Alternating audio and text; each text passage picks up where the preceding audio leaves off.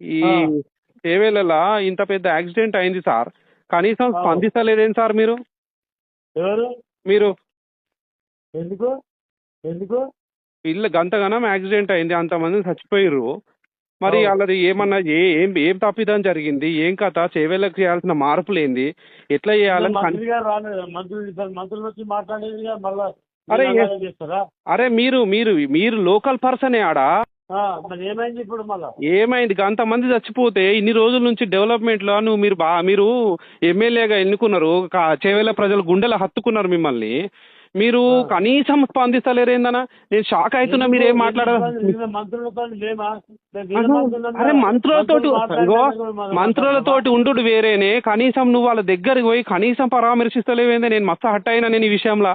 అరే చేవేళ్ళ ప్రజలు అత్తుకుర్రు గుండెకు. అంతా కర్ణాటకలో. అరే ఎక్కడోళ్ళు అయితేందే, మన చేవేళ్ళలో అయింది కానీ